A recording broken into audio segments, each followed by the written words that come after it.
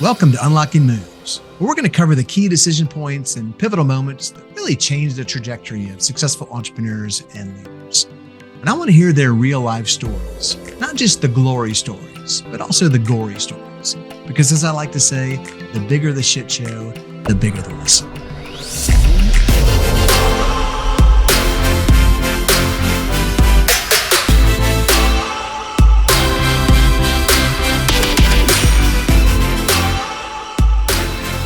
Speaking of stories, my guest today is Tyler Allgaier. He's got an inspiring story of tragedy, failure, therapy, and yes, ultimately success. I promise you, you're not going to want to miss what Tyler has to say about the last 10 years of his relatively brief 29 years of life. But Tyler, before we dive in, I like to ask my guests an off-the-wall question or make an off-the-wall comment to really throw them off balance to start the episode. You ready for this? I'll do my best. So there was a number of ways I could have gone. The easy way would have been to ask you why you started Pitted Labs, which I think has already gotten a lot of press. And it's, you know, you're famous for saying I started it to earn, quote, some Taco Bell money. Yep. I didn't want to go there, A, because I think it's already covered, and B, how aspirational is it to make 50 cents a day? I just didn't think that was going to make a great story, but we'll come back to that. Here's the story I do want to ask, and that is you and I both share a trait. I don't think it's a common trait, but it's a trait that you and I share. We are both fans of the underdog. I would say I have a quasi hatred for the establishment, for the man, for the, you know, whoever people think they're superior to, whatever it is. I love the underdog, and you do too. My question for you is, tell us why.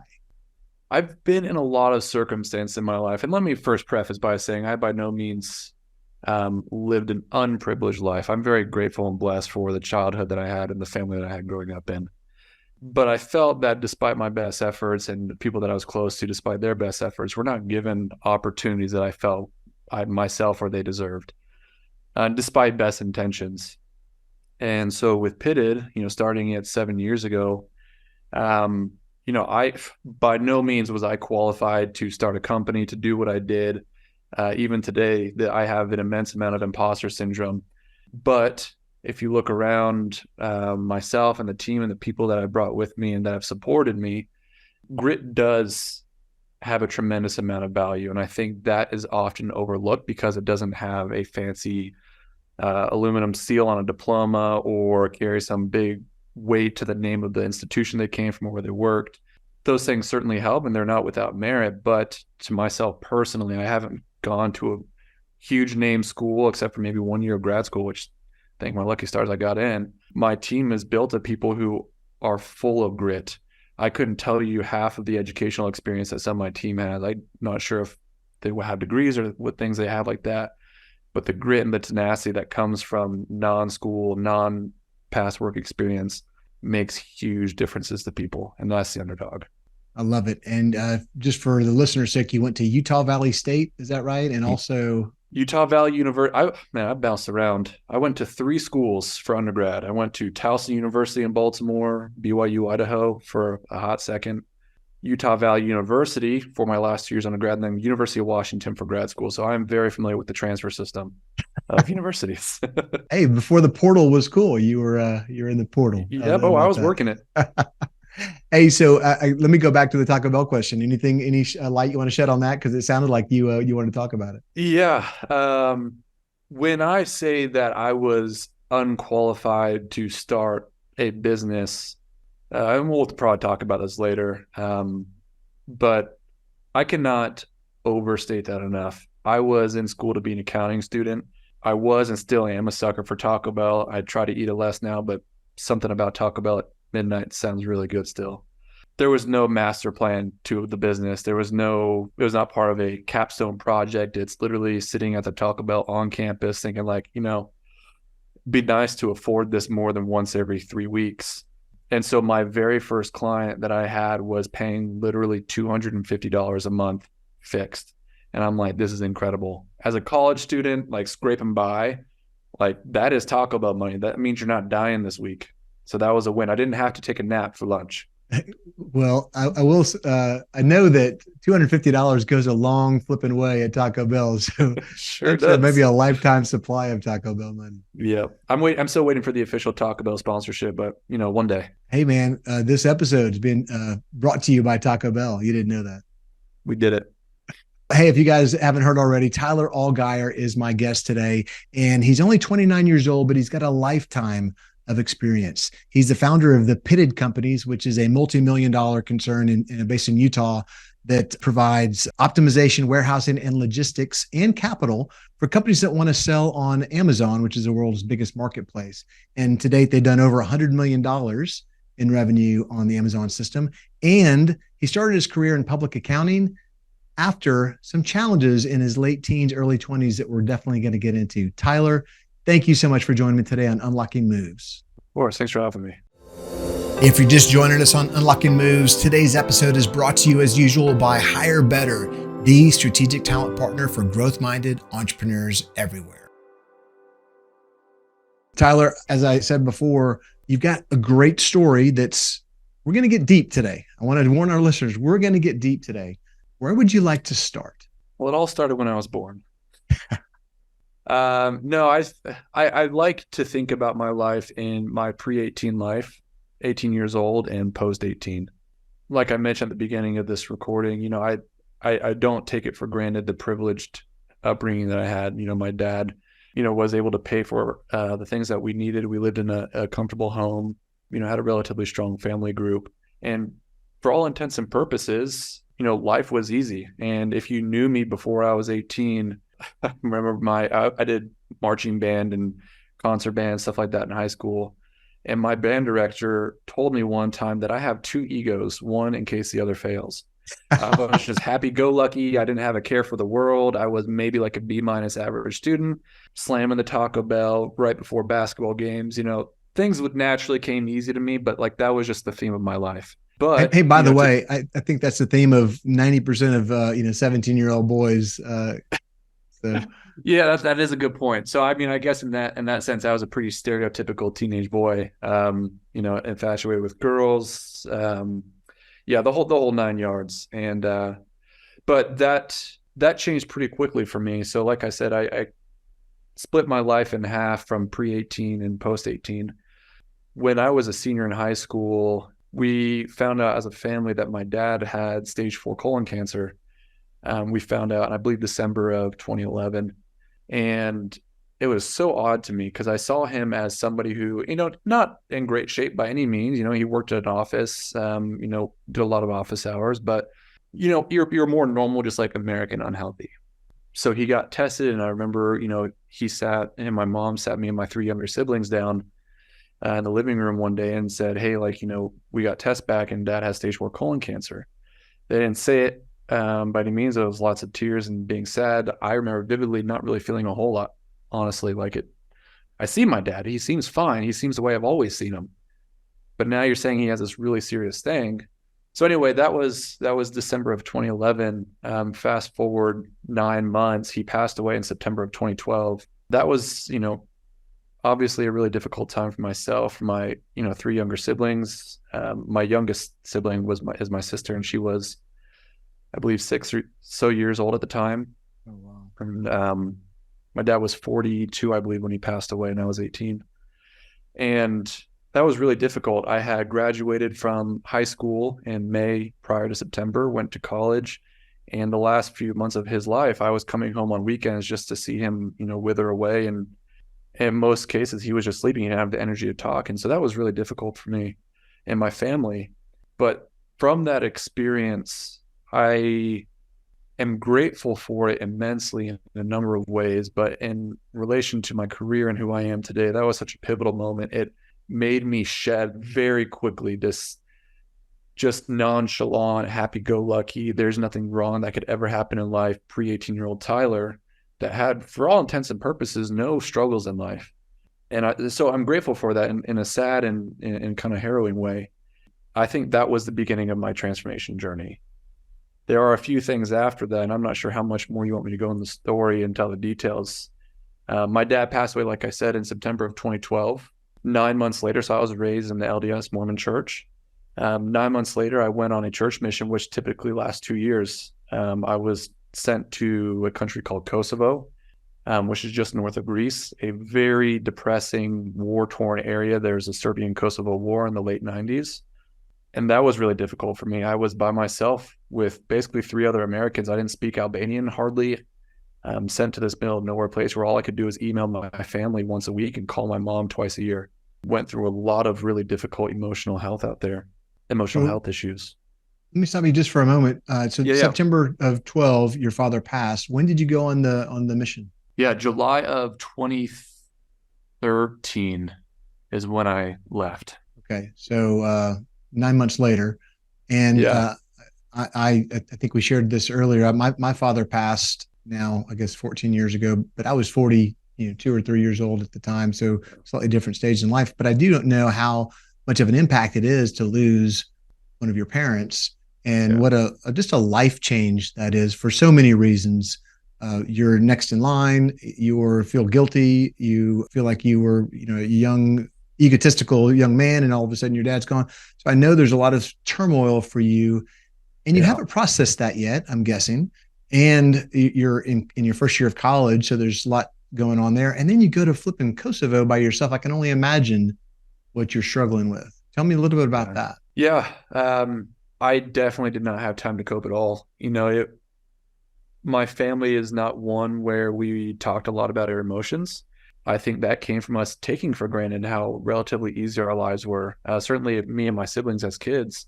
So we didn't really talk about our emotions. So like when this happened, like we were very close. We were all together physically as a family when my dad passed. But 9 months, regardless of the circumstances or your propensity to talk through things and cope, and that's a short time frame, especially now being sent off to the middle of virtually nowhere, not speaking a language that you understand, by yourself, being isolated from the world. That was really difficult. I did feel an immense amount of responsibility to step up and be the father figure. I don't think it was ever deliberately asked of me, but I felt an immense sense of responsibility to do that for my younger siblings. For my mom, she was going through the ringer. My dad owned a company, and I saw how that had to get shut down. I remember, my mom doesn't get mad at me for saying this. I remember coming home from school one day, and there was a foreclosure notice on the door. We ended up not losing the house, but like it was a lot to process in 9 months. But like I said, I'm grateful for it because I was able to come out stronger on the back end of it. Wow. First of all, thank you for sharing that. I know I can hear the pain in your voice, and I've got pain in what I'm hearing of your story. I can only imagine how lonely it was being half a world away during that time period. So thank you for sharing. Talk to me a little bit about that need or want to be the father figure, as you said to your siblings. Your sister was 6 years old. So now, frankly, now she's only 18. So she's still a girl in so many ways. Yeah, she's also the only girl. So there's always a soft spot. I, love my dad to death. He set a really good example. He would take my sister on daddy-daughter dates every week. And so when I was in school, I even have a picture on my phone of when I took her on a brother-daughter date shortly after my dad passed away. There was a father-daughter dance at her elementary school that I ended up being the father. That felt so awkward being there with all these dads. But there was an immense amount of like, hey, I need to be a father figure, even though by no stretch of the imagination am I qualified or emotionally mature enough to do this. Like I said, like prior to that, I was a happy-go-lucky kid who had 2 egos in marching band playing the tuba. Like that's all I cared about. I was getting into school, and I had a great example of a father and also family members outside of my immediate family that had really great careers. So for me, it's, hey, like I don't have time to screw around or, flip-flop on what I want to get to or what I want my career to be, because I don't have the luxury of time. Like, again, this wasn't asked of me, but I felt a sense of responsibility, even financially in some sense. Like, hey, like if my mom is not working, thank heavens my dad had a life insurance policy that helped out, but my mom wasn't working. She hadn't worked since I was born, and it's on me to go and get a good career. So if something happens, like I can at least help in some sense. So it was unfairly put on myself, but I did feel it a lot. Wow. Well, I got to tell you, when you were talking about the brother sister dance, I got the feels, and I'm sure everybody else in our audience did. And that's I bet that picture's pretty special. Yeah, I can feel it choking me up as I share that with you. So you came home and from Kosovo, Yep. and I know that one of the things that you and I have talked about before is you're a champion of therapy. I know mental Yes. health is a big topic for you on an ongoing basis and still is. Tell me a little bit about what that was like in that period and whatever you feel comfortable sharing. Yeah, huge proponent for mental health therapy. It in any fashion, really, whether it's, you pay a therapist, you visit one on a schedule, or like talking to you right now can also be a sense of therapy in some sense. But yeah, when I came home from my mission, I was only out for 6 months. So missed 18 months of what should have been a full 2 years of that mission. Came home 6 months into it, immediately started going to a therapist. That was my first experience in therapy ever. And what I learned from that experience, it's actually kind of funny. My therapist told me that I was easy money. Because what I What? found from, yeah, maybe not a good thing for a therapist to say, but I'm like, well, I feel good coming here. And at the end of the day, that's what therapy is, like, is to talk through things and feel better and get a better grasp. And for me personally, taking what's in your brain and speaking it out loud, just doing that action helps you piece things together. And so with this therapist, yes, I was easy money, but I ended up just talking through what I felt and what I was seeing. He also just listened. And, candidly, that probably was easy money, but that was my first exposure. And it was so valuable to me. I was only doing that for a few months. But now, as a 29-year-old, and however many years that is after this, 8 years after that first therapy session, I still go to therapy. It's immensely valuable. I have friends who are therapists. I have coworkers who I use for therapy sessions. I cannot overstate the importance of having people that you can talk to candidly and trust that it's going to stay in a safe place. Bottling up emotions, not being able to share it only leads to your own self-demise. And having somebody there that loves and cares for you, or if nothing else, is just willing to listen and not talk, can be immensely valuable. Man, that's powerful. It's funny. I work with so many entrepreneurs, as you know, through my job at HireBetter and also the kind of a quasi angel VC, BK Capital. I spend a lot of time with an entrepreneur on what I usually call the proverbial couch. Telling me about their challenges and opportunities, and I get a lot of those types of discussions all the time. So I can only imagine how helpful that is. Frankly, it's probably a entrepreneur's therapist. Maybe there's a new service line out there. Oh, I guarantee you, there's a lot of money to make in that field. Easy money, baby. So hashtag easy money. Yeah. Okay. Shifting gears slightly. I know that you've commented about one of your first part-time jobs being so valuable to the foundation for what ultimately became your career as an entrepreneur. Tell me a little bit about that. Yeah. So like I mentioned, my last 2 years of undergrad were at Utah Valley University here in Utah. My first, in the sense of I need to be laser focused on getting as far ahead of my accounting career as possible. I never changed my major once. I got accounting related jobs as soon as I possibly could. So my first job part-time in, I think, my junior year of college was at a company out of Provo, Utah called Peg Development. I can't even remember my title. It was part-time, like some BS staff bookkeeper. I don't even know. But from that job, so Peg Development, and they're still around today. They've grown a lot. Basically what they would do is they're a real estate and commercial development company. And so my job with them was doing basic AP/AR, but what they would do is they would source investors for projects. So they would do a lot with Marriott, with hotels, and also with like apartment buildings. So they would say, hey, we're going to do this project. It's going to be a hotel in Park City.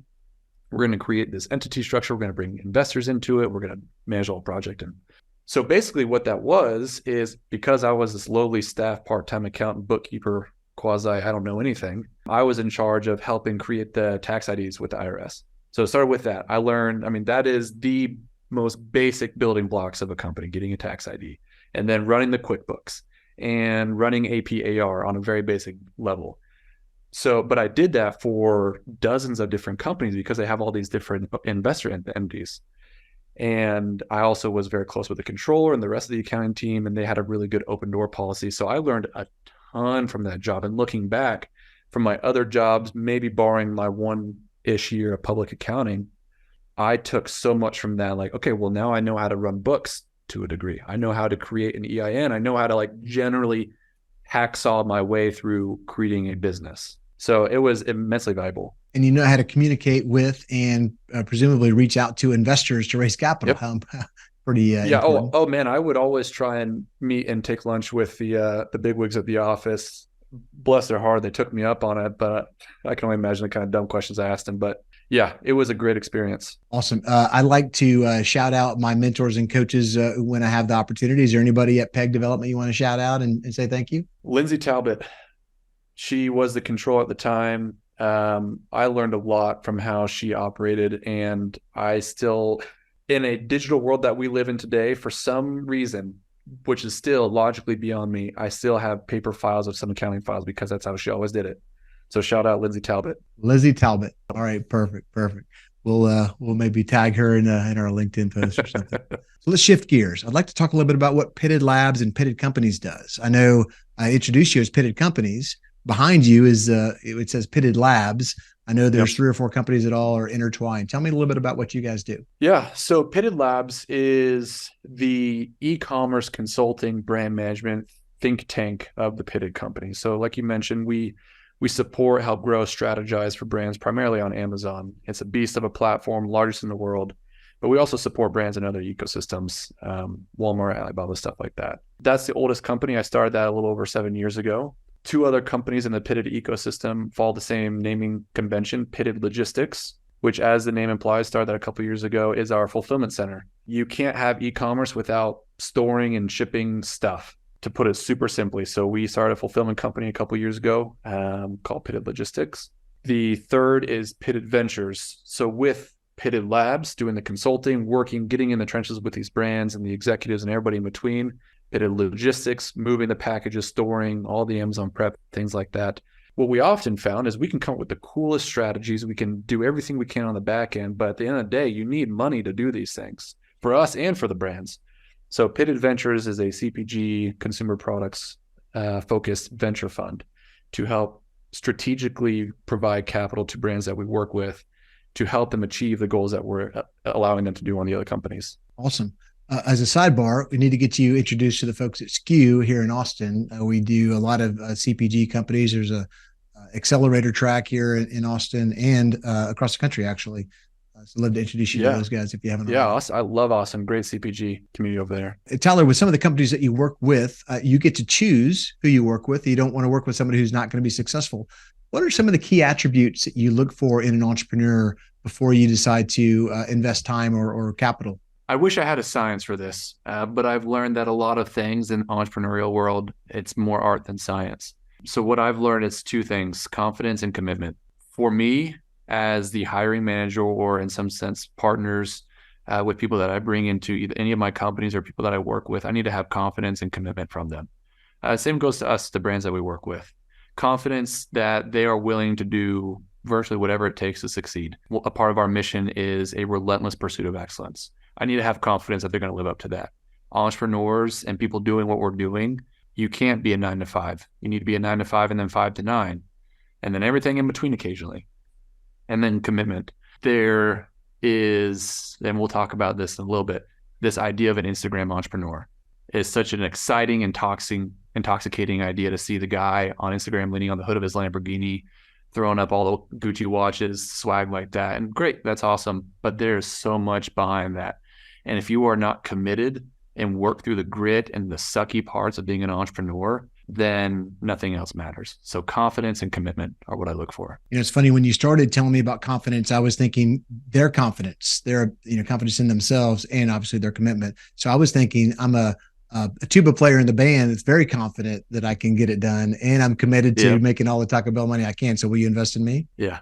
I mean, those 2 things, if my own personal story says something, if you play tuba and you like Taco Bell, you're set up for success. All right, let me ask you this. So, I wrote a book called Who's Your Mike? A No Bullshit Guide to the People You Meet on Your Entrepreneurial Journey. I know you've read it. Thank you very much for that. And the nice comments you've said to me in private. Can you tell me a little bit about who your favorite character is, or why you liked it, or anything to recommend to other entrepreneurs? Oh, goodness.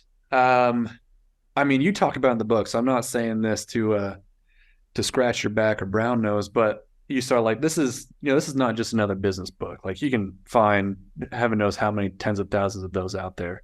The No Bullshit Guide is so spot on. The characters in there, I've seen every single one of them in my short tenure as an entrepreneur. I can't say I like any of them more because they all have their pros and cons, but it resonates so well with what I've seen. Therapy, I talk to my therapist about this and then I read it in a book. So I'm wondering if you're secretly spying on my therapy sessions.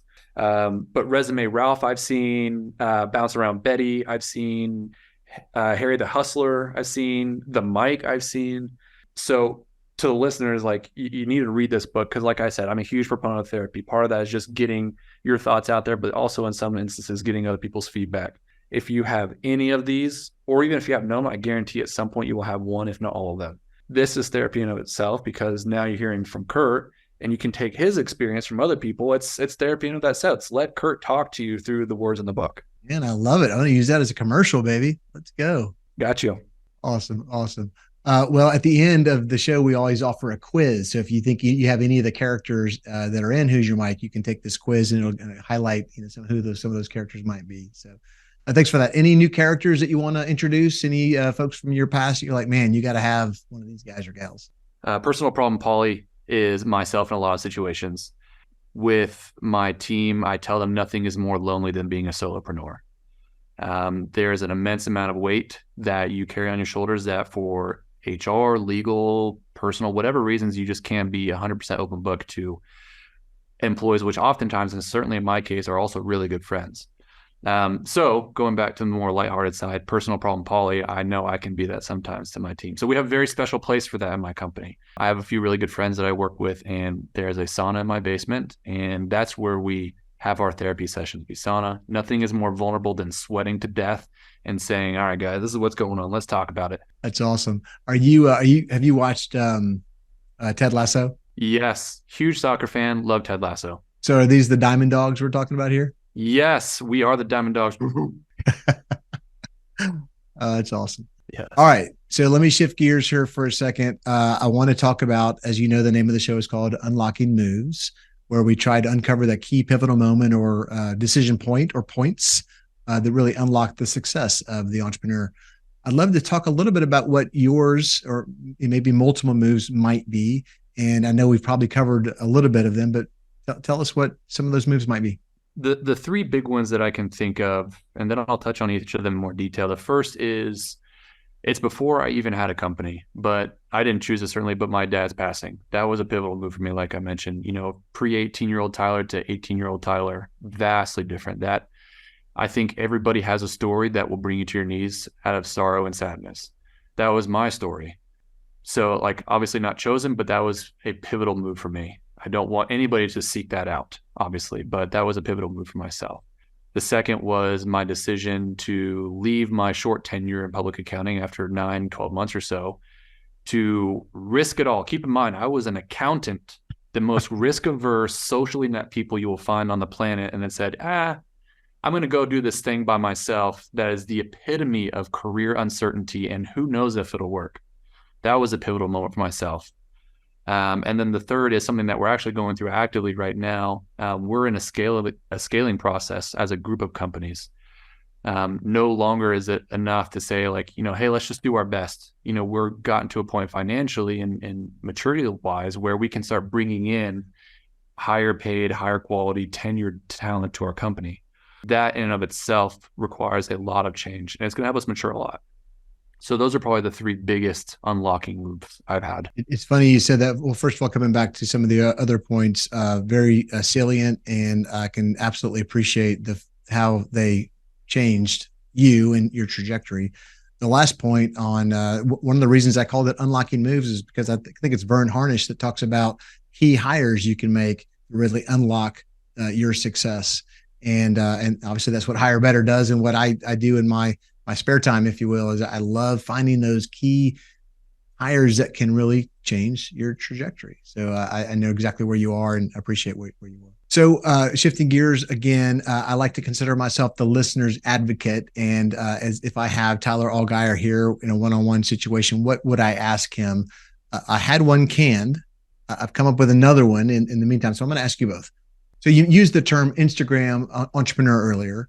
And I've seen Instagram and Facebook couples or people that everything's perfect. Their farts don't stink, as my boys would say. Yep. And I know that most of that's, they're full of shit, right? They're just trying to portray their Instagram lifestyle. Is that what you mean when you talk about an Instagram entrepreneur?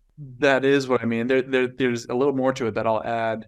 As of the time of recording, so maybe someday this changed if I hire somebody who's way smarter than myself to help with social media. I have maybe a couple hundred followers. I post once every 6 months. Social media is not my jam. This is not to knock people who take advantage of social media and have a really good focus there. All credit to them, and I certainly admire it. But the part that I don't like is the Instagram entrepreneur who only shows the success, who only shows, look at all this success I've had. Because to me, there is nothing good and durable that comes easily. There's a lot of things, especially in the past couple of years with COVID and everything, Bitcoin, the monkey pictures you can buy and things like that. Sure, yeah, you can make a lot of money off that very quickly, but that's not durable. What I really appreciate and value is you can lean on the hood of your Lamborghini. You can show off all the travels that you're doing, how not stinky your farts are. But I think it's also equally important to show, to the extent appropriate and comfortable, like, this is not easy. Like, there are days of immense sorrow and loneliness. For myself personally, to just openly share, like, I'm going through a separation right now, and that's really, really difficult. But, for this podcast, I have to, hey, like, this is super exciting. I have to get myself in a headspace. Okay, yeah, I've got my life going on, but people see this podcast. They don't see the texts or the phone calls or the difficult conversations that happen even 2 hours prior to this. And I think that is equally, if not more important too, especially striving entrepreneurs, to know that this is not an easy journey by any means. And that's why Instagram entrepreneurs at face value only show that piece. Either it's not real or they're missing the other half of the story that is really important for people to know and be aware of. And Tyler, thank you for sharing. I'll go a step further and say that the folks who have that Instagram lifestyle, especially as an entrepreneur, telling you how easy it is or how much money they make, A, they're full of shit, and B, it makes it more challenging on you to try to live up to their standards, if you will, when it's unreachable. So you're setting yourself up for failure. And I applaud you and really appreciate you coming on and telling it like it is, that it is a challenge. It is lonely. It is hard. And you're going to have challenges, or you can have challenges in your personal life and other areas of your life. Yeah, absolutely. So before you think everybody who's a zillionaire is the most successful person in the world, remember there's a full person there in his entire life that you don't know the whole story. Yep. So the other question I was going to ask, I'm going to ask anyway, and that is because I think it is important for this conversation. What advice would you give to a young man or a young woman who has lost a parent? Yeah, that's a good question. I've thought a lot about this, and I think everybody has their own journey. Everybody is entitled to their own emotions. That is a human right, to feel what you feel and to be validated that your feelings are warranted, that they're okay to have. So this is not me saying, do this, do these things, because this is solely based on my experience. What I found when my dad passed away was, it was so valuable. There's an onslaught, at least in my situation, an onslaught of people reaching out within the first week or so after my dad passing. And I would imagine that's more common than not. You get people reaching out and offering help in a number of ways. But the trailing weeks and months after that, for other people, they don't think about it anymore. It wasn't their life. So, and this is not to knock them. It's not the hot button topic of their life anymore, and that's fine. But what was immensely powerful to me was to find friends and family members and family friends that would stay close, that I could reach out to, and that to people that do know people who have had somebody close pass away to a friend or family member, remember them a month and on after that person dies. That is where the loneliness and the reality really sunk in for me. It was so bizarre. The day my dad died, it was raining. His body was there. I remember them taking away his body, and I slept that night the same I'd ever slept. I woke up the next day. The house was the same. I still ate the same kind of foods. It's just my dad wasn't there. He had traveled for work, and so that was not unusual. But then a month, 2 months, 6 months, even to this day, 10 years later, I have never had my dad gone for 2 months at a time. And so that's when the reality sunk in. So for the people that do have somebody close pass away to them, find that social circle that you can tap into following those periods where the loneliness does set in. It will happen, and that's okay. But you do need to have that support network, whether it's family, friends, therapists, colleagues. That is super important to have. So let me ask a follow-up to that, because I find that many of us, myself included, I want to do something to let the person know that I love them and care for them and console them, if you will. I don't know what to say, right? And so is it just as simple as, hey, Tyler, just checking in and see how you're doing? I love you, man. Yeah. Honest, for me personally, any kind of outreach was so valuable. I remember vividly when we did the viewing for my dad in the funeral ceremony. So many people there. In fact, it was so bizarre. I remember laughing and making jokes with people in line as they would go to view my dad's casket. But the follow-up text, and if you are sending those messages, hey, I'm just thinking about you, don't expect a response, but I promise you every single message is read. Every single one is looked at and appreciated. So even if it falls on deaf ears, 15 texts in a row, keep sending them. Nothing means more than just knowing you have people to reach out to. That person probably doesn't have the energy to respond or get back to you, but the fact that they know and can feel somebody is there to support them is so valuable. There you go. PSA, reach out to folks who have lost loved ones, who have sick loved ones. Check on them, tell them that you're there and you care for them. Nothing else needs to be said. Just let them know that you're there and that you care for them, that you love them. So I've got one last question for you. It's a bit of a trick question. And that is, tell me one question that no one ever asks and you kind of wish they would, or maybe you're secretly glad that they don't. Oh, gosh. We've covered some in-depth topics today, so we All may right. not have any. I'm ready for this one. All right, talk to me. The question, I hope nobody asked, but now that I'm very much putting this into a public domain, I guarantee it's going to be asked more than I ever wanted to now. The question is, do you really know what you're doing? Now I've got to ask the question, do you really know what you're doing? All right. So here, maybe I shouldn't say this, but the reality is I have gone through an immense amount of imposter syndrome, whether it's real or not, justified or not. However, what I've learned about humanity as a whole, nobody knows exactly what they're doing. Everybody has done something for the first time. Every day at Pitted, I am doing something that I have not done before because I'm young. I haven't done any of this before. My degree's in accounting, not marketing or finance or any of this other stuff that I'm doing. So I hope people don't ask me as much, at least not in a serious way. Do you really know what you're doing? That taps on my imposter syndrome. Well, hey, that's a great question. It's also very common for entrepreneurs, especially first-time entrepreneurs, to have imposter syndrome. It's also, it's just natural to have that feeling, but nobody really admits it. And that's what I want to try to implore upon people with this podcast is it's okay to not have all the answers. It's okay to be vulnerable. It's okay to show that you're not infallible. So anyway, thank you for sharing, and you're hopefully showcasing to others how to be vulnerable. Yeah, I mean, I'll just add one thing to this because I think it's really important to a lot of what I've become. Like I mentioned, like there was no master plan for the Pitted companies. One thing we've talked about a lot internally is our not so secret sauce is just giving a shit. Like that expands beyond business, that goes into your personal life. It is so easy professionally to say that and be that your hook for sales pitch. Oh, like how many companies have you talked to as potential vendors and say, trust me, like we put our customers first. It's in our values. If you don't say that, you're wrong and you're missing something. So that's why it's so frustrating to us. It's another thing to mean it. The selflessness and the insatiable desire to help other people will get you so far in life.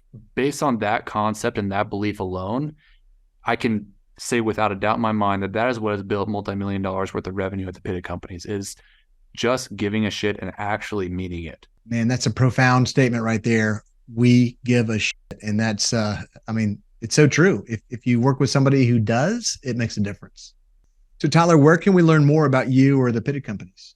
Yeah, so we've got a few websites, pittedlabs.com, pittedlogistics.com, Pitted Ventures, all the .coms. Also find me on LinkedIn, Tyler Allgaier. I'm sure the name is going to be posted in a title somewhere. It's a tricky spelling, but find us on social. Love the chat. This is my jam. I love doing this kind of stuff. like I said, a huge advocate for therapy, talking through stuff. I'm always here to talk to people. Man, thank you so much. And follow him on Instagram. He only has 200 followers. We need to get that up Please, to 210. help me out. Hey, on that note, we're going to wrap this puppy up. Please go like and subscribe wherever you consume your podcast. Check out the video version on YouTube and give us a 5-star review. That helps us keep the momentum up. So thank you for that. And Tyler, I want you to know how much I appreciate you joining me today on Unlocking Moose, but also your vulnerability and your heart is out in the open. And thank you so much for sharing. Of course. Thanks for having me, Kurt. If you're an entrepreneur and you think you might have outgrown a member of your team, or maybe you've got a mic, as we talked about in Who's Your Mic, check out this quiz at who'syourmic.com/quiz.